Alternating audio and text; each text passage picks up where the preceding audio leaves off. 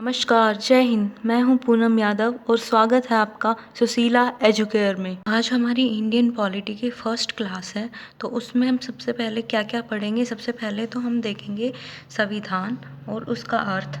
संविधान और उसका अर्थ मतलब संविधान होता क्या है, उसके साथ ही हम उसकी परिभाषा देखेंगे। परिभाषा के बाद हम लोग राज्य क्या होता है ये देखेंगे, और राज्य के जो तत्व होते हैं वो देखेंगे, जो कि बहुत ही इम्पोर्टेंट होते हैं। इसके साथ साथ ही शासन के अंग देखेंगे, क्योंकि कोई भी राज्य बिना शासन के अंग के चलाया कैसे जाएगा। तो शासन चलाने के लिए जो अनिवार्य अंग होते हैं, जो इम्पोर्टेंट होते हैं, कंपलसरी होते हैं, वो हम देखेंगे। विधायिका, कार्यपालिका और न्यायपालिका। इसके साथ ही हम कार्यपालिका के भी कई सारे रूप होते हैं, 4 रूप होते हैं, अध्यक्षीय प्रणाली एट्सेट्रा, वो हम लोग देखेंगे। तो चलिए स्टार्ट करते हैं। सबसे पहले है इंडियन पॉलिटी, भारतीय राज्य व्यवस्था। राज्य व्यवस्था मतलब राज और व्यवस्था। अरे राज मतलब क्या होता है, एक तरह से शासन करना जो कि सरकार करती है। व्यवस्था मतलब अरेंजमेंट, तो इसका अर्थ हुआ अरेंजमेंट ऑफ गवर्नमेंट। इसके साथ ही हम लोग देखते हैं, फिर आता है हमारा संविधान। संविधान में क्या होता है, संविधान किससे मिलकर बना है, 2 शब्दों से मिलकर बना है, सम प्लस विधान। विधान का अर्थ होता है कानून, लॉ, और सम मतलब सभी समान, इक्वल। सभी समान होते हैं, इक्वल। तो संविधान का मतलब ये हुआ कि इस संविधान के अनुसार सभी इक्वल हैं, चाहे कोई अमीर हो, गरीब हो, कोई भी कितना ही जातिवाद नहीं होता, चाहे कितना ही निम्न वर्ग से हो, कितना ही उच्च वर्ग से हो, कानून के आगे, संविधान के सामने सभी के सभी, सारे के सारे इक्वल हैं, सभी समान हैं। तो अभी इसकी हम लोग डेफिनेशन पर देखेंगे। संविधान नियमों, उपनियमों का एक ऐसा लिखित दस्तावेज होता है जिसके अनुसार सरकार का संचालन किया जाता है। तो यहाँ पर हमने देखा कि एक लिखित दस्तावेज होता है, मतलब कि एक रिटन डॉक्यूमेंट होता है हमारा संविधान, जो कि हमारा कॉन्स्टिट्यूशन है, वो एक रिटन डॉक्यूमेंट होता है।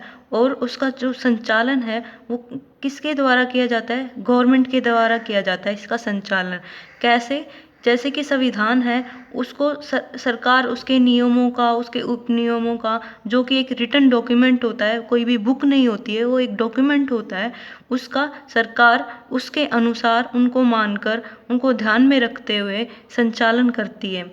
अब इसके बाद हम देखते हैं संविधान राज्य की विधायिका, कार्यपालिका और न्यायपालिका की स्थापना करता है। विधायिका, कार्यपालिका और न्यायपालिका की, और क्या करता है, इसके साथ ही इनकी शक्तियों और दायित्वों का सीमांकन करता है।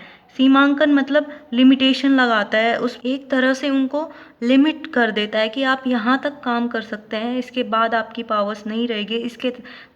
इसी तरह इनके जो रिस्पॉन्सिबिलिटीज़ होती है उनको भी, जैसे कि अभी बहुत सारे एग्जाम्पल्स हैं इसके लिए। जैसे कि जो हमारी विधायिका है वो कानून बनाती है, तो उसके ऊपर भी लिमिटेशंस है। कार्यपालिका है, वो उसका पालन करवाती है, तो उसके ऊपर भी लिमिटेशंस है। और न्यायपालिका है, वो जस्टिस करती है, तो उसके ऊपर भी लिमिटेशंस है। विधायिका जो कानून बनाती है, वो ऐसा नहीं है कि कोई भी कानून उठा के और बना देगी और उसे पालन करवाना पड़ेगा, नहीं, ऐसा नहीं हो सकता, क्योंकि जो संविधान का हमारा जो कॉन्स्टिट्यूशन है, उसका जो बेसिक स्ट्रक्चर है, जो उसका मूलभूत ढांचा है, उसमें परिवर्तन नहीं कर सकते, इसीलिए उनकी लिमिटेशंस होती है। और उनको इसी तरह पावर्स की भी लिमिटेशंस होती है। किन किन की रिस्पॉन्सिबिलिटीज़ पे और पावर्स पे लिमिटेशन लगाती है, विधायिका की पे, कार्यपालिका और न्यायपालिका। लेजिस्लेचर, एग्जीक्यूटिव और जुडिशरी की जो पावर्स हैं और जो लिमिटेशंस हैं, मतलब शक्तियाँ और दायित्वों को सीमांकन करती है। इसके साथ ही क्या करता है हमारी संविधान, जनता तथा राज्य के मध्य संबंधों का विनिमय करता है। मतलब कि जनता और राज्य, जनता मतलब लोग, जो लोग उनको वोट देते हैं, जो हमारी विधायिका है, विधायक बनते हैं, उनको वोट देते हैं। किसी भी राज्य में रहने वाले जितने भी लोग होते हैं उनके मध्य, और जो राज्य है मतलब जो सरकार है उसके मध्य जो संबंध है उनको स्थापित करता है, उनमें विनिमय करता है। इसके साथ ही हम लोग अब देखेंगे राज्य, स्टेट क्या होता है। वैसे तो हम स्टेट्स प्रांतों को कहते हैं, प्रोविंसेस को कहते हैं, जैसे कि यूपी, बिहार, हरियाणा, तमिलनाडु, केरला, कर्नाटका, इन सबको हम स्टेट्स कहते हैं। लेकिन अगर हम वैसे देखें तो इसका वास्तविक अर्थ में प्रांत या फिर इन स्टेट्स से न होकर क्या होता है, राजनीतिक संरचना से होता है, पॉलिटिकल स्ट्रक्चर से होता है। पॉलिटिकल स्ट्रक्चर को समझने के लिए ये क्या होता है, इसको बौद्धिक स्तर पर हम समझ तो सकते हैं लेकिन इसको देख नहीं सकते हैं। एग्जाम्पल लेंगे, जैसे कि हमारा जो भारत की सरकार है, न्यायपालिका है, संसद है, राज्यों की सरकारें हैं, नौकरशाह है, ब्यूरोक्रेट्स, आईएएस, आईपीएस, ये सारे हमारे राज्य के अंतर्गत ही, जितने भी ऑफिसर्स हैं ये सारे के सारे हमारे राज्य के अंतर्गत ही आते हैं। तो इन्हें हम समझ सकते हैं अच्छी तरह से। तो अभी आगे हम लोग पढ़ेंगे एलिमेंट्स ऑफ स्टेट्स, राज्य के तत्व। तो राज्य के तत्व क्या क्या होते हैं, तो सबसे पहले जो राज्य के अनिवार्य, अगर ये तत्व अगर किसी में भी नहीं हुए, इनमें से एक भी अगर नहीं हुआ तो वो स्टेट नहीं कहलाएगा, मतलब कि वो राज्य नहीं कहलाएगा। सबसे पहले हम लोग देखेंगे वो है भूभाग। भूभाग होता है ज्योग्राफिकल एरिया। उसके बाद होता है जो सेकंड होता है वो होता है जनसंख्या। थर्ड होता है सरकार, गवर्नमेंट। फोर्थ होता है संप्रभुता, सोवर्जिनिटी। तो देखिए सबसे पहले होता है भूभाग। भूभाग का क्या अर्थ हुआ कि एक ऐसा निश्चित जो भौगोलिक है वो प्रदेश हो जाना चाहिए, मतलब कि ज्योग्राफिकल एरिया होना चाहिए जहाँ पे सरकार अपनी काम करती हो, अपनी क्रियाएं करती हो। जो ज्योग्राफिकल एरिया होगा जहाँ पे गवर्नमेंट अपना काम करेगी, अपनी क्रियाएं करेगी, वही भाग क्या, वो भाग होना जरूरी होता है किसमें, राज्य के तत्व में। सेकंड होता है जो जरूरी होता है वो होता है जनसंख्या। एक राज्य के तत्व में राज्य वही कहलाएगा जिसमें पॉपुलेशन होगी। दूसरे नंबर पे पॉपुलेशन का मतलब जन समुदाय होगा, जनता होगी जो राजनीतिक व्यवस्था के अनुसार संचालित होती हो। तीसरी जो सबसे मोस्ट इम्पॉर्टेंट एलिमेंट है वो होता है सरकार, गवर्नमेंट होगी। अगर सरकार ही नहीं हुई तो कैसे उसको राज्य बोला जाएगा, उस पर उसको कैसे नियंत्रित किया जाएगा। तो व्यवहारिक स्तर पर शक्ति का प्रयोग करते हैं। तो जो सरकार होती है, सरकार एक या इससे ज़्यादा व्यक्तियों का समूह हो जाता है और वो क्या करते हैं, व्यवहारिक स्तर पर शक्तियों का प्रयोग करते हैं, मतलब कि प्रैक्टिकली रियल में जो शक्तियों का, जो पावर्स का यूज़ करते हैं वो सरकार करती है। तो इसीलिए हम कह सकते हैं गवर्नमेंट भी होनी जरूरी है एक राज्य में। जो चौथा जो एलिमेंट है वो है संप्रभुत्व, सोवर्जिनिटी, या प्रभुसत्ता भी इसको हम लोग बोलते हैं। तो प्रभुसत्ता का मतलब क्या है कि उसमें क्या होता है कि आपके पास स्वतंत्र एक, मतलब कि फ्रीडम से आपको पास निर्णय लेने की ताकत होनी चाहिए, उसकी शक्ति होनी चाहिए, तभी आप एक, मतलब कि संप्रभुता के अंतर्गत आएंगे। मतलब कि इसका ये हुआ संप्रभुता का कि कोई भी जो भी एरिया हो गया जहाँ पे भूभाग भी है, जनसंख्या भी है, सरकार भी है, लेकिन आपके पास स्वतंत्र निर्णय लेने की ताकत नहीं है, आपके पास मतलब पावर नहीं है, क्योंकि आपके ऊपर दबाव है, चाहे आंतरिक हो, किसी भी दूसरे मतलब कि स्टेट का हो, या फिर बाह्य दबाव हो। तो आप इसके लिए, अगर आपके अंदर निर्णय लेने की ताकत नहीं है, आपके पास पावर नहीं है, तो आप स्टेट कहलाने के लायक नहीं बनेंगे। तो फिर इसमें क्या होता है कि आपके पास निर्णय लेने की ताकत होनी चाहिए, मतलब कि उसको बाध्य नहीं होना चाहिए किसी भी बाह्य या भीतरी दबाव के लिए, कोई भी निर्णय लेने के लिए। तो उसके अंदर स्वतंत्रता होनी चाहिए निर्णय लेने की, वही होती है संप्रभुता या प्रभुसत्ता या सोवर्जिनिटी। नेक्स्ट जो हमारा टॉपिक है वो है शासन के अंग, मतलब कि ऑर्गन्स ऑफ गवर्नमेंट। तो कोई भी सरकार होती है, कोई भी गवर्नमेंट होती है, उसके सामने मेन है वो 3 चैलेंजेस होते हैं। कौन कौन से होते हैं, एक तो कानून बनाने की चुनौती, कानून कैसे बनाया जाए। दूसरा जो चैलेंज होता है वो होता है कि कानून को लागू कैसे करवाया जाए या फिर उसका संचालन कैसे किया जाए। तीसरी जो चुनौती होती है वो है कि कानून बना भी दिया, उसको लागू भी करवा दिया, लेकिन उस कानून का, जैसे कि उन्होंने, किसी ने उसका हनन किया उस कानून का, तो उसके विवादों का समाधान कैसे किया जाए। तो ये 3 जो चैलेंजेस हैं हमारे, तो जो इन 3 चैलेंजेस का जो समाधान किया जाता है, जिस तरह से जो समाधान किया जाता है, वो ही सब हमारे शासन के अंग के अंतर्गत आता है। तो इसमें सबसे पहले जो आता है वो होता है विधायिका। विधायिका का मतलब होता है लेजिस्लेचर। दूसरा कार्यपालिका, एग्जीक्यूटिव, जिसको एग्जीक्यूटिव भी बोलते हैं। तीसरा होता है न्यायपालिका, जुडिशियरी।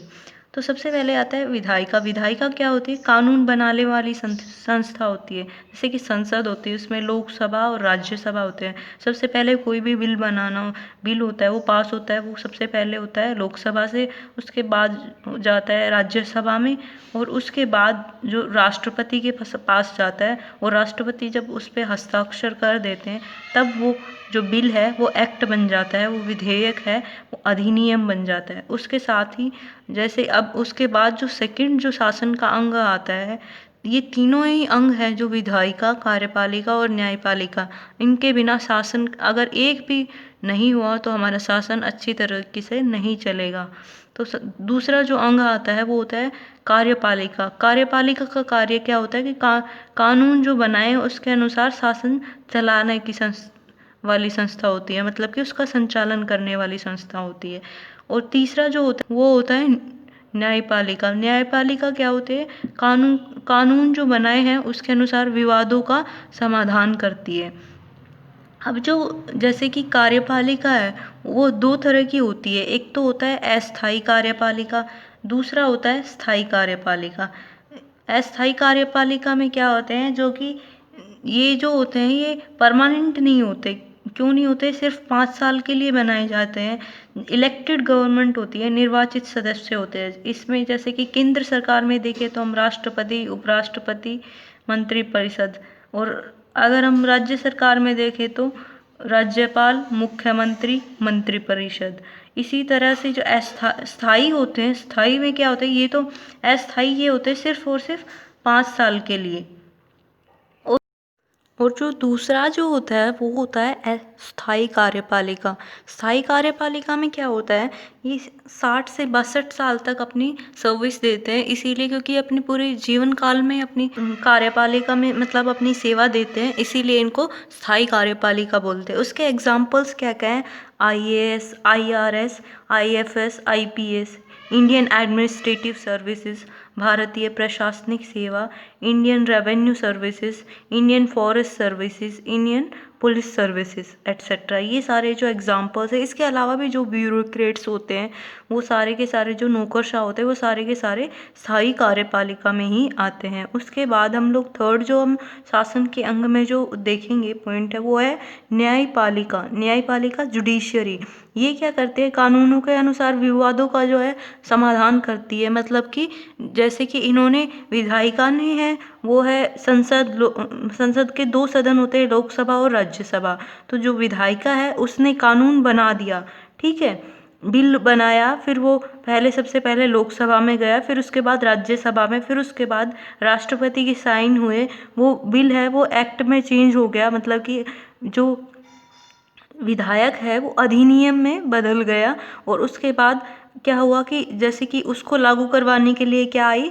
कार्यपालिका आई। और फिर कार्यपालिका में अगर उस बिल का, उस कानून का उल्लंघन होता है, उसका हनन होता है, तो फिर उसके बाद हम लोग जाते हैं न्यायपालिका के पास। तो उसको उसके अनुसार उसका विवाद होते हैं, जैसे किसी ने भी उसका उल्लंघन किया तो फिर उसका समाधान करने के लिए क्या होती है? न्यायपालिका होती है, विवादों का समाधान करने के लिए। तो उसमें क्या क्या होते हैं? सुप्रीम कोर्ट होता है, उसमें क्या क्या होते हैं? सुप्रीम कोर्ट होता है, हाई कोर्ट होता है, डिस्ट्रिक्ट कोर्ट होता है। तो जैसे अब हम एक एग्जाम्पल के द्वारा समझते हैं। सबसे पहले क्या है? विधायिका। जैसे कि हमारा विधायिका क्या होती है कि कानून बनाया जाता है, जैसे कि भाषण और अभिव्यक्ति की स्वतंत्रता, कोई भी व्यक्ति कुछ भी बोल सकता है, कुछ भी, मतलब उसके ऊपर युक्त प्रतिबंध होते हैं, रीजनेबल रेस्ट्रिक्शंस होते हैं, वो मैं बताऊंगी आपको बाद में आगे की क्लासेस में। तो जो व्यक्ति है उसको बोलने की स्वतंत्रता है। तो अगर कोई निम्न श्रेणी से है या फिर जिसकी जो इकोनॉमिकली वीक है, उसको आप लोग मान लीजिए उसको बोलने नहीं दिया जा रहा, उसकी आवाज़ दबाई जा रही है, तो उसका तो ये हमारा एक मतलब कि 19(1)(a) का एक ये आर्टिकल 19(1)(a) अनुच्छेद 19(1) के तहत क्या होता है? ये एक बोलने की, भाषण और अभिव्यक्ति की स्वतंत्रता होती है जिसका कि हनन किया जा रहा है। तो उसको लागू कौन करवाता है? उसको कार्यपालिका। तो वो लोग अगर जिसको भी बोलने नहीं दिया जा रहा, वो बेचारा निम्न श्रेणी का है या फिर जो भी पुअर है इकोनॉमिकली, तो उसने क्या काम किया, वो पुलिस में गया कि इस तरह से ये हो रहा है। तो ये सब क्या होता है, कार्यपालिका के भाग होते हैं। और उन्होंने क्या किया, न्याय, फिर उसके बाद जज ने उनको समाधान किया, उसको सजा सुनाई जिसने उसका हनन किया उसके अधिकारों का। तो ये क्या हो गया, न्यायपालिका हो गया। तो इस तरह से हमारे शासन के अंग होते हैं विधायिका, कार्यपालिका और न्यायपालिका। इसके पूरे पूरे चैप्टर्स आगे आएंगे जो कि हम लोग करवाएंगे।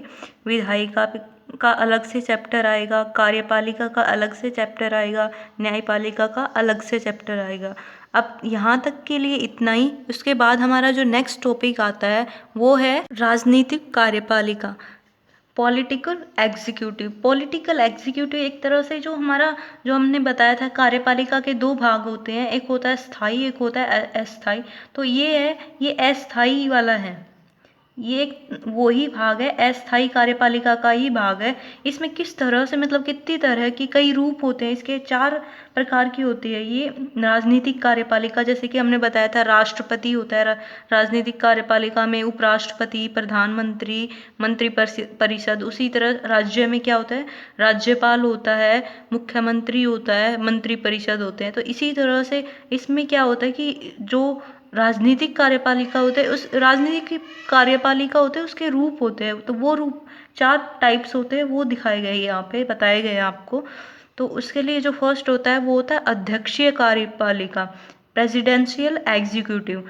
ये क्या होती है, ये जैसे कि अमेरिका है, उस अमेरिका जैसे देशों में प्रचलित है, वहाँ पे चलती है। जहाँ क्या होता है कि वहाँ पे क्या होता है, यूएसए जैसे देशों में प्रचलित है, तो वहाँ पे क्या होता है, जनता है वहाँ की, वो सीधे की सीधे वहाँ पे राष्ट्रपति को चुनती है। हमारे यहाँ पे हम लोग प्रधानमंत्री को चुनते हैं भारत में, और वहाँ पे क्या होता है, राष्ट्रपति का चुनाव किया जाता है। तो उसमें क्या होता है कि राष्ट्रपति को चुनती है, और राष्ट्रपति के पास सारी कार्यपालिका की सारी पावर्स होती हैं।